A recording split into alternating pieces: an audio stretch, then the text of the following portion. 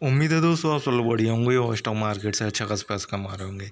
आज बाजार में धुआंधार गिरावट है, करीब 1000 पॉइंट की गिरावट है। लगभग अभी 2 बज रहे हैं और 2 बजे के समथिंग यही है। ओवरऑल रियल्टी पे बात करेंगे। ओवरऑल रियल्टी का स्टॉक टूट रहा है, रियल्टी सेक्टर में भी गिरावट है और उसका असर रियल्टी सेक्टर के सारे स्टॉक्स पे, सारे स्टॉक धड़ाम नीचे गिर रहे हैं। उनमें से एक रियलिटी ओवरऑल रियलिटी है।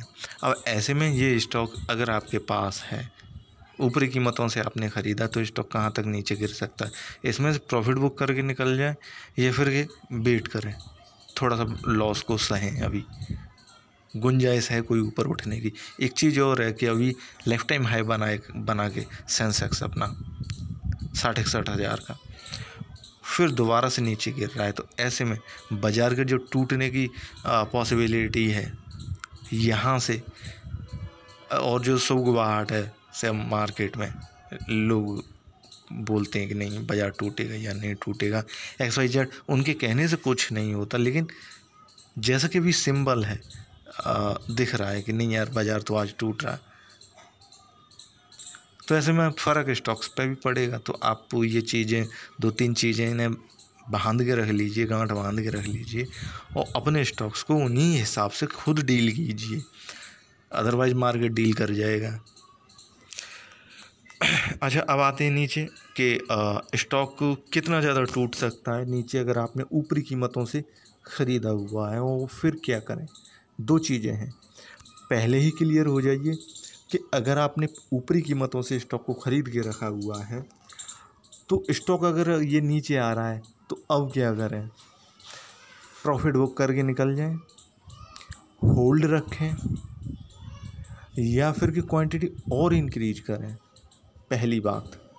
दूसरी बात ये कि क्या कोई पॉसिबिलिटी है, अच्छी कीमत है इस स्टॉक को ख़रीदने के लिए, जहाँ से हम आज या नेक्स्ट ट्रेडिंग डे कोई भी एक अच्छी कीमत हमें मिल जाए, जहाँ से हम स्टॉक खरीदें, स्टॉक भाग जाए। 2 चीज़ें हैं, दोनों ही चीज़ें मैं क्लियर कर दूँगा, ठीक है। मेरी हिंदी थोड़ी सी टफ हो जाती है, मैं बुंदेलखंडी बोलता हूँ तो फिर समझ में नहीं आता लोगों, लेकिन समझने की कोशिश कीजिए। मैंने 2 चीज़ें बताई केवल कि स्टॉक कितना नीचे टूटेगा, ऐसे में स्टॉक के साथ किस तरह से डील किया जाए।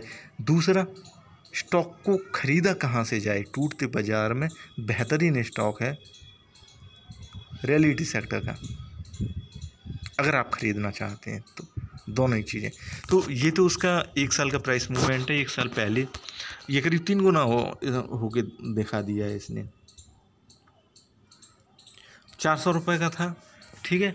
और उसके बाद इसने अभी जिस तरह से 960 968 रुपये का जो भी हाई बनाया, ठीक है, वहाँ से स्टॉक टूट रहा है। वो अपने हाई से स्टॉक टूटता है तो फिर लंबा टूट जाता है, ये चीज़ तो आपको मालूम ही होगी, ठीक है। अब इसे YTD बेस पे करते हैं, यानी जनवरी से लेके अब तक कुछ नहीं, थोड़ा सा बड़ा हो गया। अच्छा, इसमें एक चीज़ आप देखेंगे कि स्टॉक में कोई दम नहीं थी मई तक।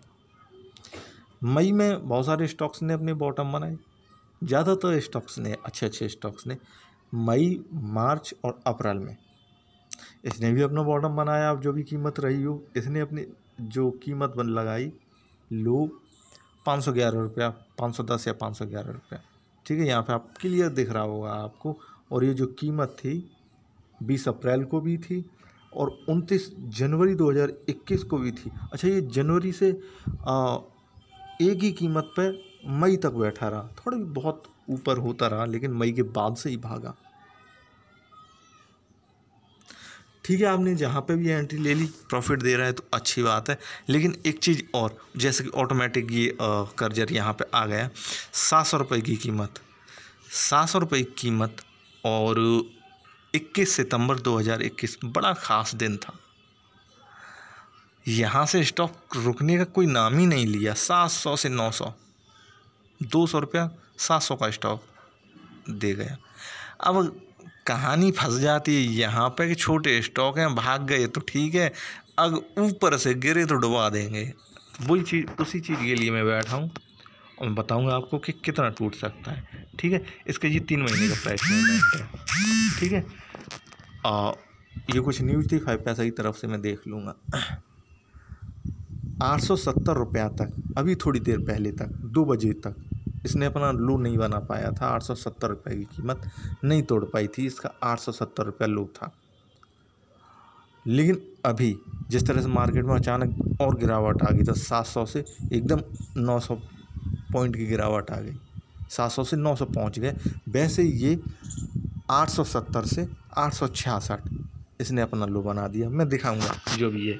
ठीक है, लेकिन दोबारा से फिर वो 870 और 871 पहुँच गया। मतलब कि स्टॉक पूरे दिन 870 रुपये पे ही ओरिजिनली ट्रेड करता रहा, वहाँ से नीचे आया ही नहीं। लेकिन अभी जब मार्केट की मार पड़ी तो फिर 2-3 रुपये और नीचे आ गए, 866 आ गए, लेकिन फिर उछल के 873 पहुँच गए। अभी ये आपको दिख रहा होगा।